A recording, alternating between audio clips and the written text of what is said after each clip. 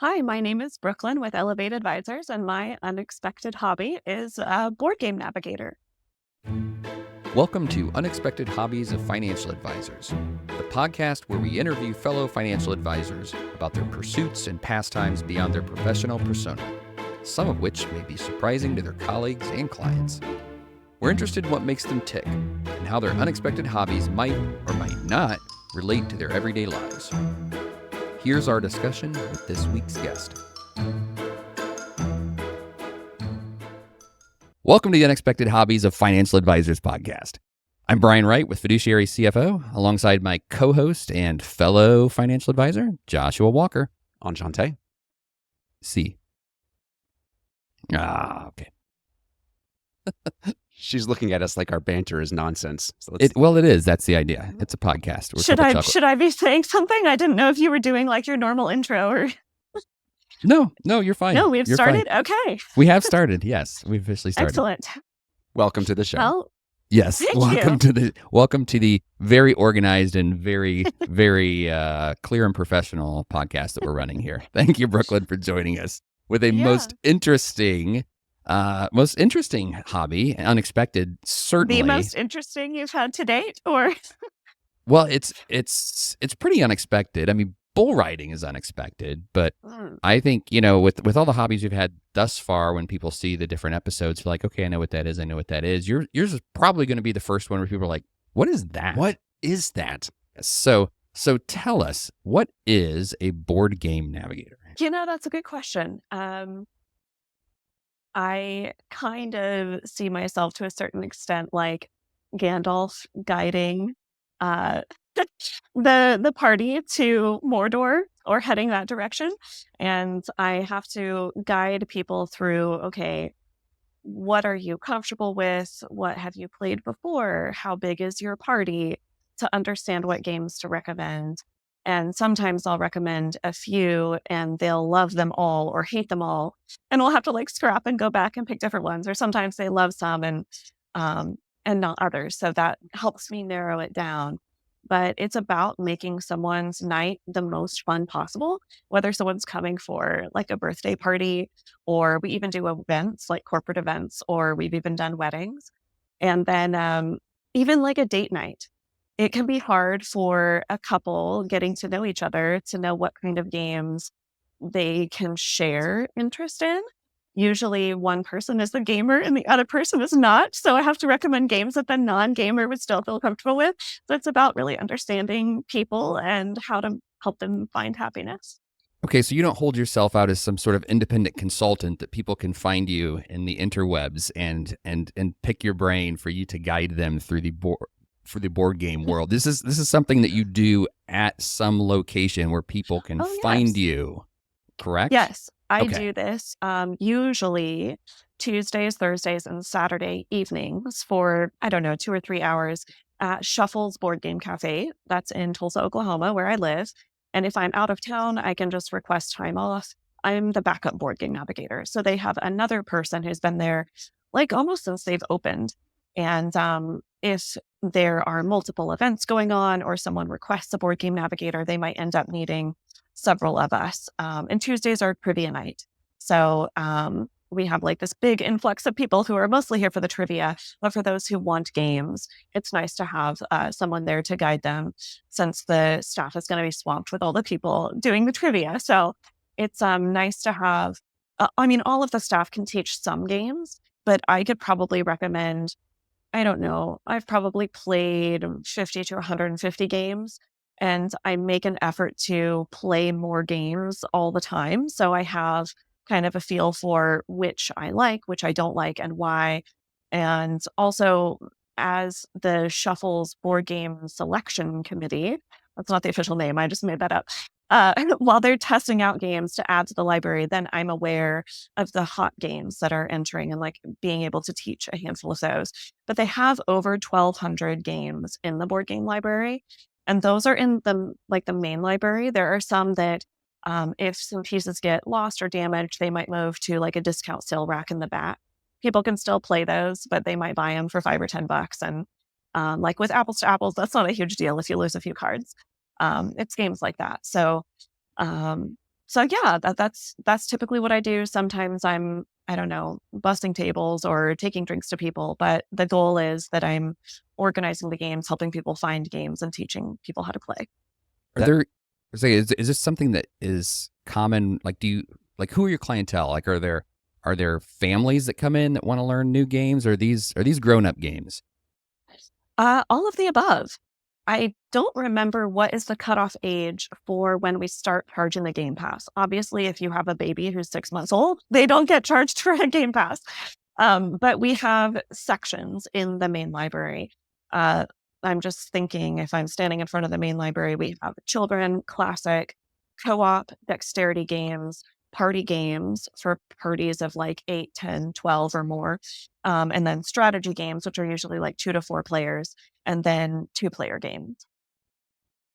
Wow. Okay. So had about a dozen questions that have popped into my mind in the last Hit 2 me. minutes. This is great. So we've interviewed people that brew beer that people have been doing for thousands of years. We've interviewed folks that play chess. People have been doing that for hundreds of years. How long has Board Game Navigator been a thing? That 5 or 10 years. 5 or I 10? didn't even know Okay. this was a legitimate job. I think the other Board Game Navigator does this as his only job and makes a Hmm. living on it.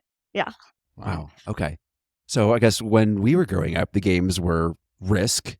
And then after Risk, there was Axis and Allies. And then you got into Settlers. And I sort of had the perception that Settlers kicked the door open for a whole universe of stuff. But that would just be one, that's the strategy section. And you're talking about a half dozen other sections in the room. Yeah. So Risk would be an example of one that's in the classic game section, along with Monopoly, Life, Shoots and Ladders. Um, Settlers of Catan would be in the strategy section. And we even have a separate section, some sections that I haven't mentioned, like we have staff picks, odd size games like Battleship doesn't fit in a box with just the 2 little laptop screen type of things.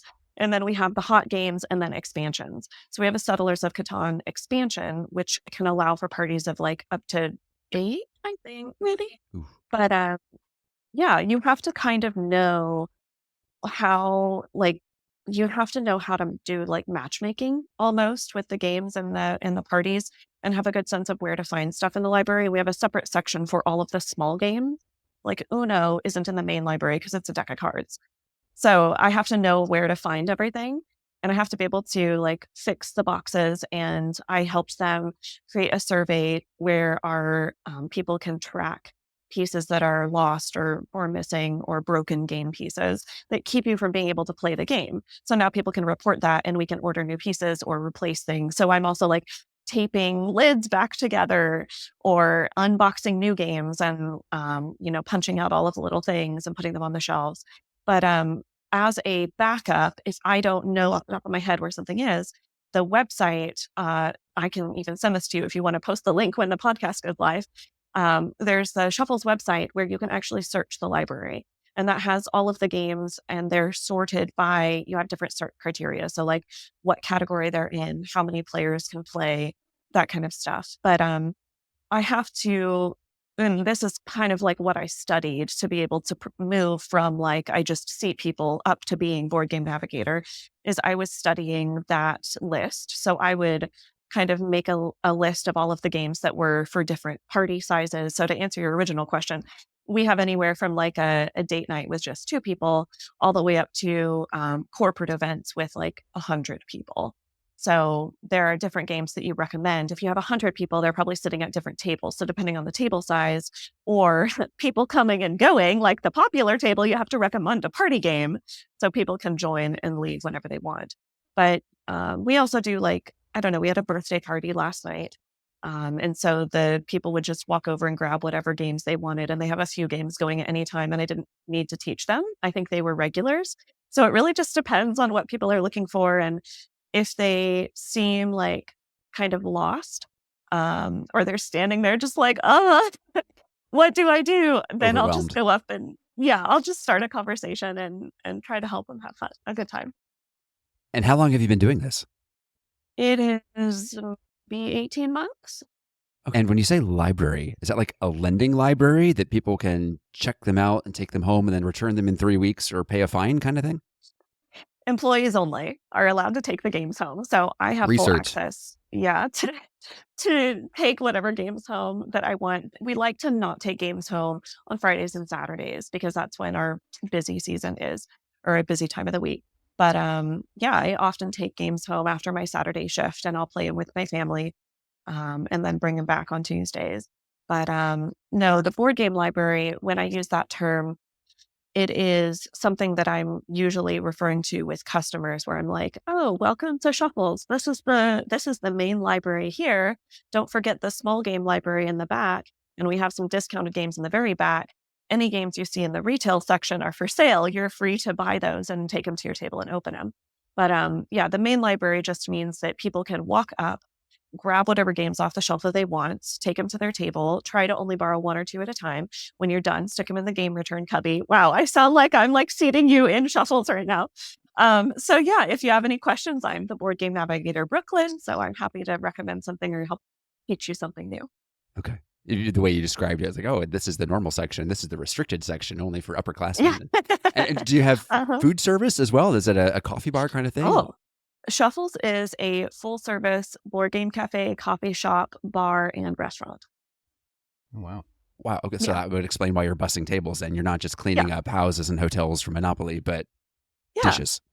Yeah. So people order from their server just like a normal restaurant. We have QR codes on all the tables, one for the menu and one for the board games.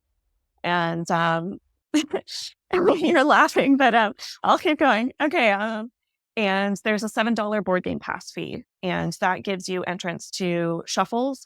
You can play all of the games that you want. There's no limit, and you can stay at your table as long as you want. The average table turnover is like 2 hours, sometimes more, sometimes less. And even if you bring your own games, you still have to pay the game pass. And then that's just on your ticket at the end of the night, along with anything else that you order. This business model sounds like it would attract people who are interested in learning new games. You know, it's not, you probably wouldn't attract people that are just coming in and pulling Monopoly every Friday night. So it seems like something that would keep you pretty busy of introducing people to the next great game or the next great game they haven't played. Yeah, it is actually quite overwhelming. You had mentioned earlier that Settlers of Catan kind of opened the door for new games. To a certain extent, that's true. I think there were games even at that time that were less well known. Like my mom had a study abroad friend from Germany who would send us board games back like pre 2000s. And she sent us one called Stortebecker, which is a pirate game where you're like competing with the other pirate ships and all of this stuff. It was in German. So we had to translate the rules and print off the English translation. But there were all kinds of games like that that like didn't even make it to the US back in the day. I think now our people on the game selection committee for Shuffles go to the different board game conventions. And that at that time, they are testing out all of the different games that get invented. And especially as they come from other countries, like I love Splendor. It's one of my favorite games. Well, Korea invented a Pokemon Splendor version, which is so cool. It's on my short list of games I want to buy. And I think it's in Korean, so we'd have to translate the language. But yeah, there's just so much stuff that has to be tested, and even stuff that isn't always, in my opinion, the best game still makes it into the library. And sometimes the good games don't make it into the library. But that can be because, like, depending on how the game is produced, if it's through a company versus a Kickstarter, like board game companies can produce more and get them available through Amazon, whereas a Kickstarter might be some kind of limited print. And so there are some games that were designed by like Friedman Fries, who's a really amazing illustrator, and his games are really expensive now. We do have some that have come and gone in the library over time, but if there's a game that is kind of scarce, they will remove it from the library and sell it, or put it in their personal collection, because this is a second business for the owner. His primary business is a woodworking interior design company. So he custom designed all of the lighting and tables for Shuffles to maximize board game playability. And so he can do that. But this is like his project pre-COVID. He was like, I love board games. Other people love board games. This thing should exist. And so he did it for that. And he and his friends are all extreme, like in-depth board game players. So like when I go to board game night with him, we're looking at a game that's like 4 hours maybe, and I can't always stay the whole time, which can be disappointing. But I would say that there are definitely games like that at Shuffles There are also a lot, we have like 3 different versions of Monopoly. So someone can walk in and play something that they are familiar with every Friday night for a whole year and not play all of the games that they know and love, much less try something new. So it really depends on the gamer's mentality, if they're there to learn something new, or if they want to play something that they're comfortable with because they're in an uncomfortable situation, like a date night, or like they are someone's date to that family's birthday. They may not feel comfortable and they may rather play something like Uno that they know how to play just to like be able to relax and have a good time. It really depends on what people are wanting from the experience. We taught my daughter how to do arithmetic and double entry accounting using Monopoly. Just leave the paper in the box. Here's your chart. Here's your T accounts. Now That's let daddy fascinating. win. Yeah. So Yeah, we my have dad always schooled us at Monopoly. Go ahead, Brian. a gaming conference here in Indianapolis called Gen Con. Oh, And yeah. it's a big con. People come from all over the world for it. And it's 24 hours because people will, they'll sit down and start playing a game on like Thursday and Red Bull up and, play through Sunday.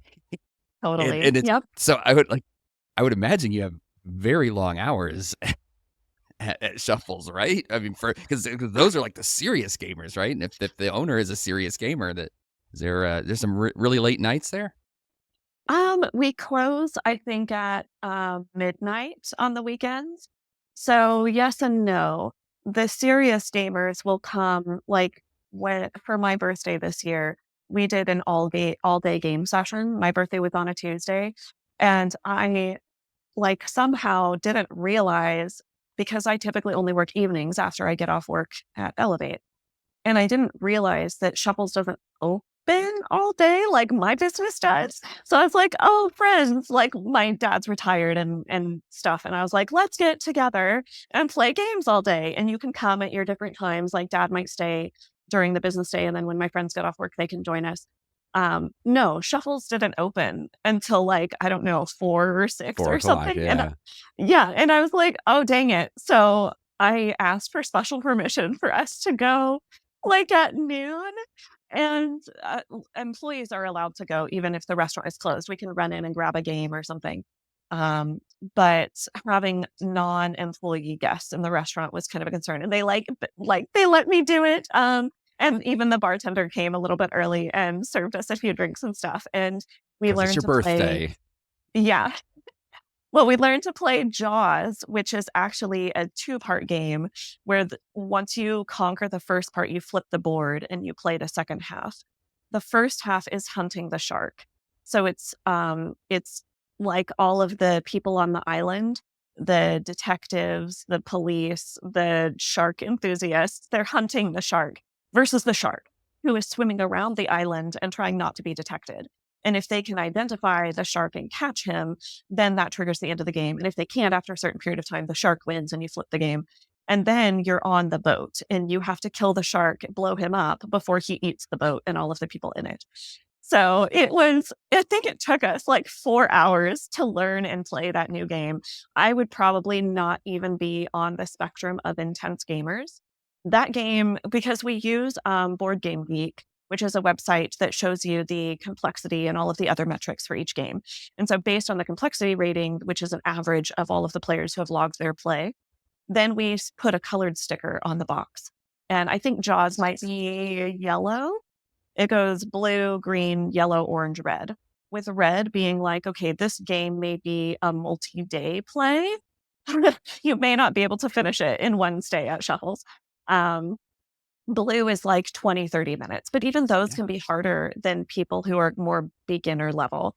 And I would say there are some more advanced gamers. Typically, those people are coming in and bringing their own games. They'll come in and play Dungeons and Dragons every Sunday and just have their Dungeons and Dragons club meet there. But for the most part, I would say, to answer your question, Brian, are like bread and butter people, if you will, are people who are just coming in looking for a game that they know, just wanting to eat food and relax and maybe play a game afterwards. And I don't think most of our tables play more than 2 or 3 games total. That's even on the high side. Mhm. Is there a university in your town? Is there a college kid vibe to it? Oh, yeah. Yeah. Okay. Well, yes and no. We do have a lot of college kids. We Not do on a have a lot of Tuesday. universities. Yeah. I mean, we have TU, and then there's the Tulsa branch of OSU and OU, and then there's the branch of NSU. So we have a lot of universities, and then there's ORU. But I wouldn't say that it is mostly college kids. I would say it's actually probably families and couples, and like people will bring their kids in and stuff like that. So we have a diverse clientele. And is there something like shuffles in many different cities, or is this a unicorn kind of thing? Yes and no. So there are board game cafes in a lot of different places. When I was working abroad in Paris this year, we found a few different ones in Paris, and we visited one called the Bar at the End of the World. So I think the concept exists in a lot of different cafes. You might see a coffee shop might have a few games in the back. It's not really the same as charging for the Game Pass. So the Bar at the End of the World did not charge for the Game Pass. That's why we went there, because we could play games without having to pay the Game Pass. I know how this works. But there are some other games or places where you do have to pay the Game Pass, and we didn't end up getting to try all those places, but that's on our future to visit list. And I would say it's similar to that in the US. There are lots of places that have board games.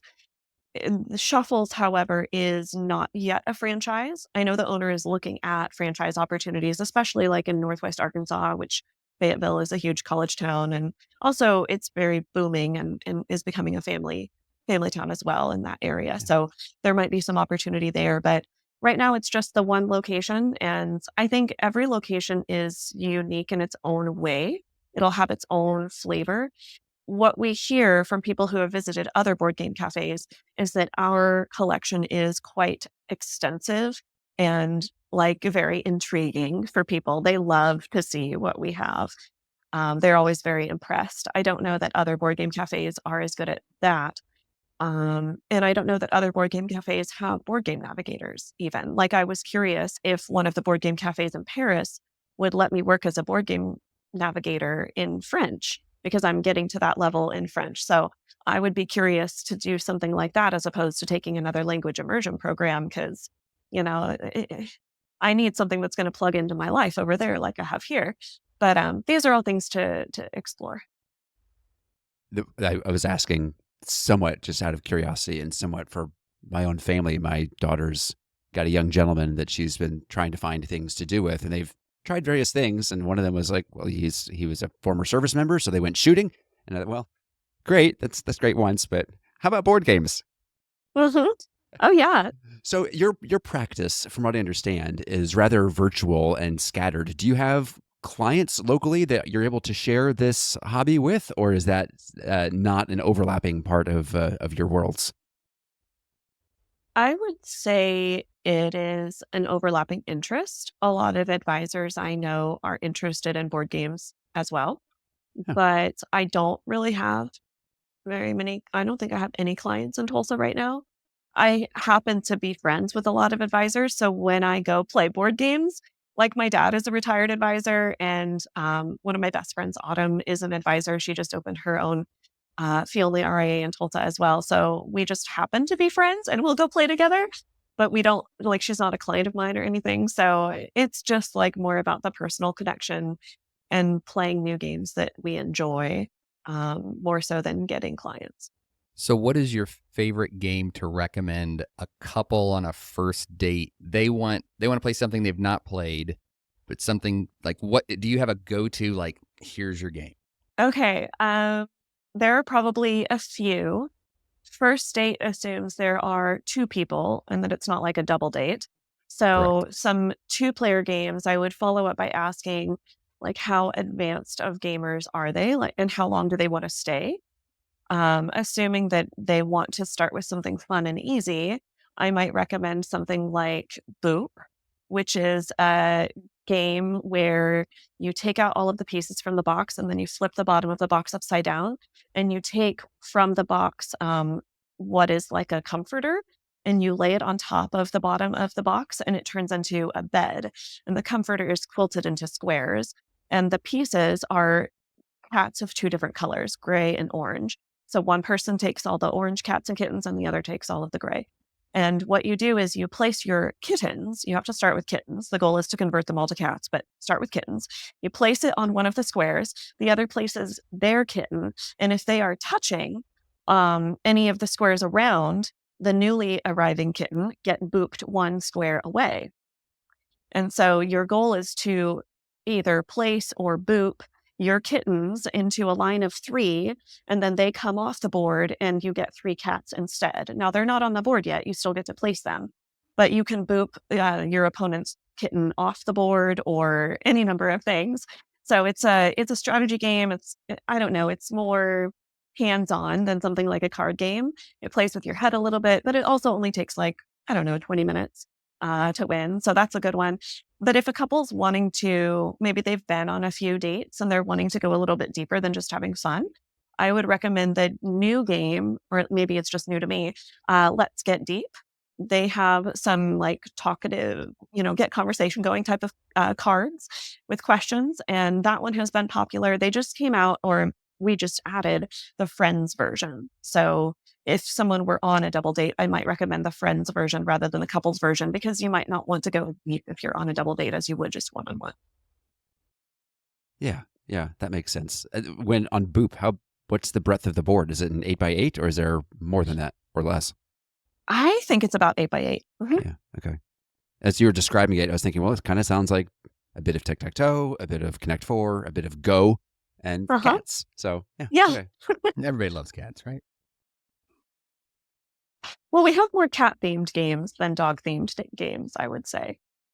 But is there a cafe cat, or you're not that kind of place? yeah, we don't have any cats in the restaurant, but it is something that I quite enjoy, asking a couple or the players if they have any specific hobbies, because we do tend to collect games along certain themes. So fairy tales is one theme, like gingerbread house and grim forest and stuff like that. Animals would be another theme. We have cat games and dog games. Gardening is a big game theme, like succulents and planted and photosynthesis. But if someone really likes birds, maybe they want to try wingspan. It just depends. I tend to like the games with really cute illustrations. Like I like the 2-player game Morals, which is about mushrooms, and I like those illustrations. But also Flamecraft is really cute. Okay, I thought you meant like ethics. No, Oh, I get it now. mushrooms. But also Flamecraft has adorable dragons. And then my favorite game of all time, I think, is Takenoko, which has a panda, and you have to grow different colors of bamboo to feed the panda to complete certain objectives. And you have to move the gardener to continue growing the bamboo to also complete the gardener's objectives. And so you're competing with each other to complete objectives, but the colors are beautiful, and it's actually fairly easy to get into to explain and stuff. And then, of course, Everdell is amazing. I'm a huge fan of everything Everdell. Do you have any special memories from the last 18 months of doing this that really stick out, where you either did your job really, really well, or created a special moment for somebody? What sticks out in your mind over the last year and a half? Yeah, I think the really special moments for me that are what I love about the job the most is recommending a new game to people that they absolutely fall in love with. And I did that on Tuesday or Saturday with a family, with a game that was very nostalgic for me growing up, called, well, I don't know if I'm even saying it correctly because it's French, and so you never could tell where the silent letters are. I call it Millborn, which is kind of like 1,000 miles. It's a 4-player card game, or up to 4 players, where you're racing to get to 1,000 miles. And the family had the mom and the dad and then 2 boys, and they were in elementary school. And it was perfect for them because they said that they love card games. And I was like, have you tried this one? And they were like, no. And so I taught it to them, and I played the first few rounds with them, and they absolutely fell in love with it. But this has happened a few different times. My staff pick is Set, which is a card game about making sets of 3. And there are different criteria that you use to make the sets, but it really plays with your head, and you either love it or you hate it. So if I can introduce that game to a couple and they fall in love with it, like I won. That's how it feels. So the more I can do that, the happier it is.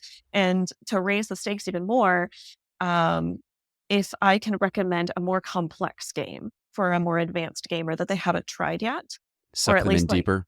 yeah, that's the gold star of perfection. How do you handle a scenario where, like, they take a family of four, because, like, we're a family of four, and we're all into such different types of games. Like, the CPA wife loves the Yahtzee and the numbers game. Shocker, right? And there's adventure games. Like, we're all kind of coming at it from different tastes and preferences. Like, how do you handle? Like, I'm asking, like, now I need consulting. Like, how do we find a game that we're all going to like? Is it literally like, well, what game do you like, and build from there? Or are there kind of some general type of games is like, here, this is one that's built for everybody? I think the other board game Navigator would answer differently. He and I have experience playing different games, and neither of us knows how to play all the games. So this would be my answer. I would probably ask each person at the table what are some games that they have liked, to get a sense of, well, is it a hands-on dexterity type of game? Because I can find a game that is that combined with the numbers that your wife likes. That's also a strategy game. So maybe something like Camel Up, or something like that might be interesting. Um, but I would also ask, what are some games that you have all loved playing together? And it could even be like when the kids were younger or something like that. Just gives me a sense of like what's going to give you that feeling of being special together again. Sometimes that might be one person's game more so than another person's game. But if it triggers those same memories and feelings, then it'll make everyone happy.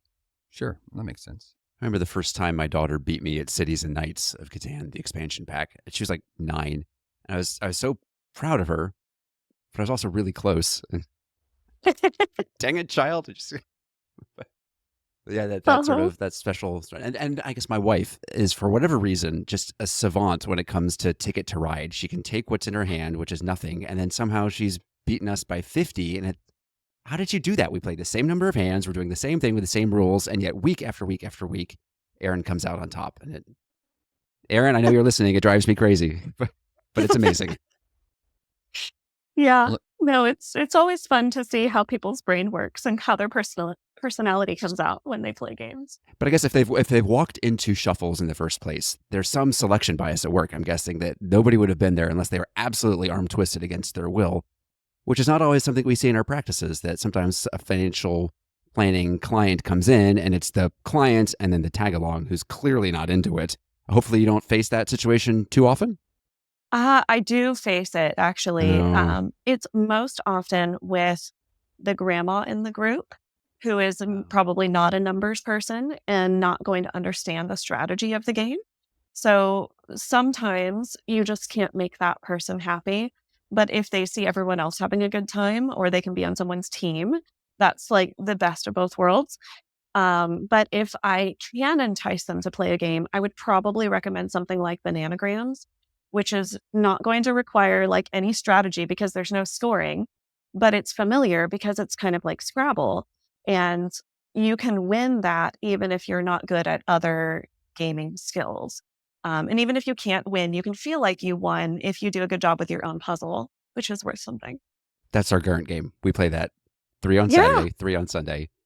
My daughter it's so plays the much fun. filthiest stuff. She's 19 now. It's so like, Brianna, that's awful, but good for you. Yeah. Nice words, kid. Yeah. so when you mentioned being in Paris and going to a gaming cafe, that reminded me. So we have friends who moved here recently from Brazil. So they're originally from Brazil. They're Brazilian. And they introduced a board game to my son and my wife that, like, we've been hooked on, and the name escapes me, but it made me think, like, it's so interesting that how, from a cultural, different languages, different lifestyles, but you have something as simple as a board game that is translates, for lack of better words. I mean, no pun intended, but across cultures, across languages. I mean, and it's a numbers game, and it's kind of like a Scrabble and a numbery game. But that's fascinating. You probably can sit down in a cafe somewhere with somebody that you can't speak a language with, and play a game. Yeah, definitely. It's really interesting. I love that, what you just said, especially because a lot of games from other countries do make it to the US. So we might all be familiar with some games and be able to play it, even if we don't all speak the same language. I guess my interest lies in the games that don't come to the US, that don't get translated, or maybe they get printed only with those rules in German. And it's like, what exists in other countries that's part of their culture that would be fun, that I want to learn and try? And so I guess even the differences can bring people together.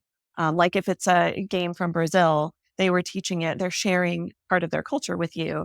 The mechanics of the game you can understand, but the game might not exist in the US now or ever. So yeah, I think it's the similarities and the differences bring people together, which is part of what I love about it. I wonder if, to what degree, a popular board game in a country is an expression of its culture. Because if Oh yeah. America exported what we think of our board game, that do people around the world, as much as they think of America, is Monopoly what they think of us? That Mr. Moneybags and squeezing out the poor, and is that us, Atlantic City, across the world? But That's hopefully hilarious. not. But Yeah, I think there's a different gaming culture in each country. So some countries are more known for producing games than others. And the people in that country, as a result of that, may be more or less inclined to be into gaming at all whatsoever. And only the ones who are going to be aware of that part of their culture. So you would have to talk to people who are into games to get the answer to that. But it's definitely the perception of a country's gaming style and preferences and abilities is usually what I've seen a reflection of the game creators, illustrators, designers, producers who are in or from that country. So sure, sure. countries do get like a reputation for certain styles of games. And I would say like Japan and Germany are some of the big ones. But good games can come from anywhere, but it's really fun to see what comes from those countries, I think. So you just mentioned designers and illustrators. So in pinball, which is the hobby I know, they're like, that's a Paul Ferris did the artwork on that, and the designer is this person, and the person who designs the game and the layout is different than the artist, and you have all these, like, for lack of a better word, like fanboys of like, oh, Oh, if, yeah. if it's this artwork, I'm going to get. And you go to, and there's people with collections that are all the same designer because they really like the designer or the artwork or both. I presume that's similar in the board game world. Oh, definitely. I follow the illustrator of Flamecraft on Instagram, and like any designs that she does for games, I'll probably want to buy those games. Because even the strategy behind Flamecraft isn't like revolutionary, but what we call the skin of it, the illustration, is what makes it so adorable and fun. And so anything else she designs, it's kind of like I'm a big reader as well. So like any books by this author are an automatic buy for me. Any books by a certain illustrator or a certain creator of the strategy, those will be an automatic buy. Like I also really enjoy the unstable unicorns and the llamas unleashed. The people who did those style of games. I can't remember who they are now, but those would be more of an auto play or auto buy for me. Um, the series is just so interesting, and usually they're fairly easy to get into. So if somebody has had a lifelong, before I ask that question, you mentioned For sure. Milbourne was nostalgic. Why was Milbourne nostalgic for you? Does it go back deep into your childhood? Yeah, my dad had a copy of it when we lived in Kansas. And in Kansas, we lived in a house that my parents designed on a lake in a neighborhood that hadn't all been built out yet. So I remember growing up kind of like Dorothy on the prairie. And I had my own kayak. I would go out and kayak on the water or like teach my siblings how to make mud pies by the lake or like go pick wildflowers in the fields, the empty fields next door. And I would go climb the trees and just like be outside. Um, You're describing the so idyllic American childhood. yeah, it was pretty amazing. When we would do stuff together, we were 30 minutes outside of Topeka. And so we weren't going into the city to do things. I don't even remember going out to eat at like a drive through like McDonald's or something really until we moved to Tulsa in 2000. So like most of my childhood was, okay, we're going to be at home, obviously. What do you do at home? Well, we don't want to inundate the kids with TV. So we would play board games and draw and do stuff like that. So my dad was also a huge gamer. Um, I that means different things now than it used to, but like he really loved games and he would always win. And the winner, well, or maybe it's the losers, I can't remember, would have to take laps around the house after the game was over. And Milbourne was one of his favorites, partly I think because it's easy and partly because he could school us all every time. And I just have so many nostalgic memories. He had collected a lot of finance related games because he was an actuary before he became an advisor. So we grew up playing things like K Day and Life and stuff like that and Monopoly. Yeah. And so I remember playing those. Those weren't as much fun as something that was like a race car game like Milbourne. But it was really special to be able to beat him. And it had even a nostalgic case. It came in a metal tin. So it looked old. And I loved that the cards were all in French. I think you can get them in English on Amazon now in a little cardboard box. But yeah, I have such good memories of playing games with my dad. And that was one that I associate with him specifically. Life is a very common game, right? Milbourne is not. And so I tie that one back to my dad and to like that period of my childhood. When I went to France this year, I walked into a board game shop that sold all different kinds of games. They had the one in the window and it doesn't exist in the United States. All the rules are in French. It is the green eco car version of Milbourne. And I don't have the original version. So of course I brought that back with me and I played it with my dad because he came and visited France with us. So we played it together. So now I have like memories of growing up, but also like, when my dad visited us in France and all of this amazing stuff. So it's really special for me. As we wind down, if somebody has that kind of background, loves games, knows games, how do they translate that into the next step of coordinating and helping other people find new games? How's that journey get started? Yeah. This is a particular interest of mine that I have not been able to find a systematic way to do it, right? Financial planners are all about the process and the plan. What's And the I can't blueprint? figure out what this process and plan looks like. I would love to be able to map out how to help someone build a family sized board game collection, like for their family, where it spans and exposes the family to games from each of the different categories. And you have different games for different numbers of players, like party games and two-player games, or even solo player games, where you're getting exposed to board games from different countries, and like you're widely exposed, but you don't have to do that by having a large collection. I think you could do that by having a collection of like 20 or 30 games, some small card games and some bigger games.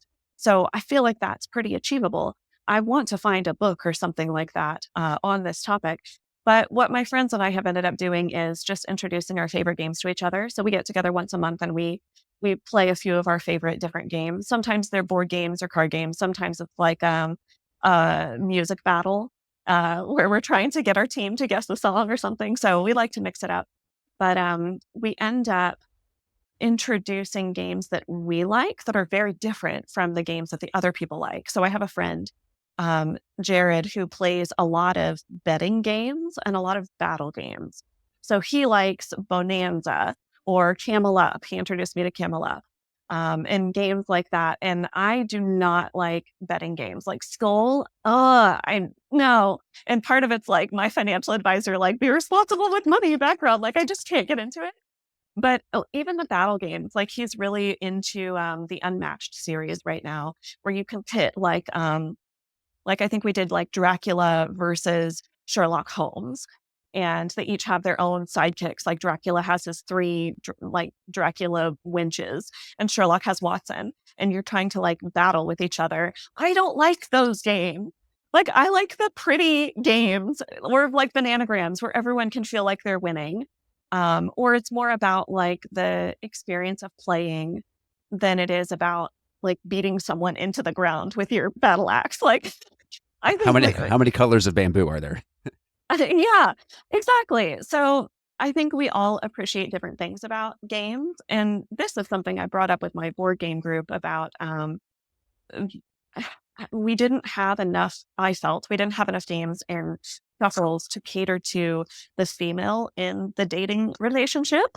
where I could feel confident pitching a game to her that she would like. I think we're overweighted in those like battle style games. And so that's something that as I've actually seen change, the more that I've been there, like they got a new game called Couture, which is a 3-player game where it's basically like a fashion season. And you're trying to decide which fashions are going to get ahead and build your collection. And that one looks really fun. It sounds like But another beautifully illustrated game that would appeal yeah, to, yeah. yeah, but also a different audience. Like one of the things that I love about Shuffles is we actually have had a lot of customers that are from minority communities. So we will have a lot of people from other countries that are into gaming, or we are one of the few places where I feel Black people feel comfortable. Is I don't know if that's like politically correct to say this, but like we have a lot of Black customers come into Shuffle, and that's so exciting because there are lots of places where I go that you don't see very many Black people.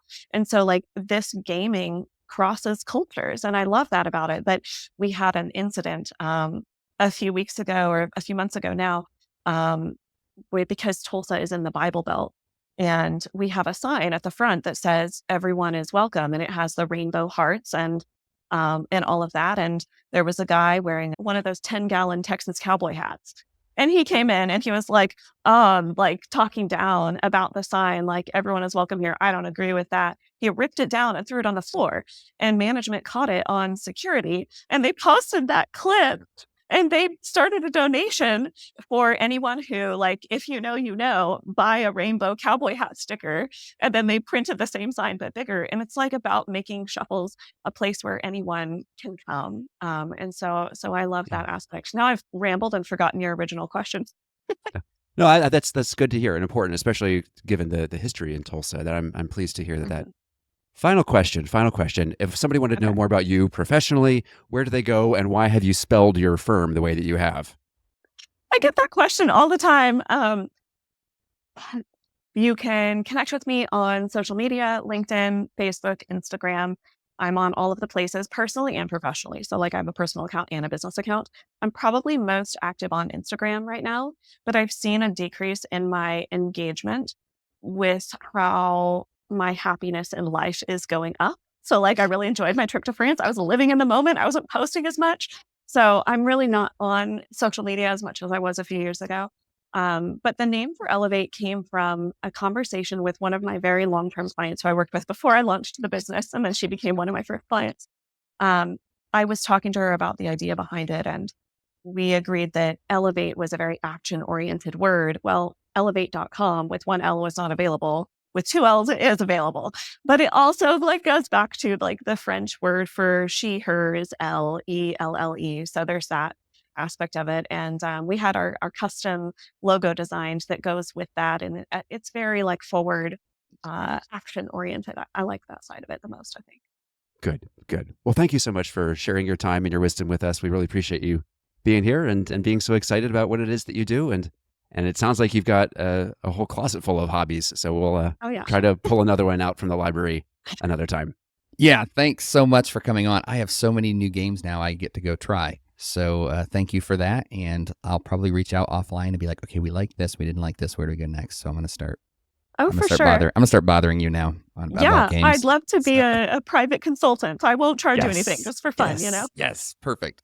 All right, thanks, Brooklyn. All right. Thank you so much. Thanks for having me. Bye. Unexpected Hobbies of Financial Advisors is brought to you by Fiduciary CFO, forward-thinking tax and planning solutions for business owners, like RIA firms and their business owner clientele. The opinions of Brian, Joshua, and their guests are for entertainment purposes and should not be construed as legal, tax, financial, or investment advice. You should know better than to take any of this content seriously. Thanks for being a fan of the show. If you were listening and thought to yourself, hey, I know somebody they need to have on the show, you can do something about that. Go to unexpectedhobbies.com/nominate and tell us who they are and what they do that's so interesting and unexpected. If we agree, we'll send them an invitation and we'll hope they say yes. Now it's unexpectedhobbies.com/nominate.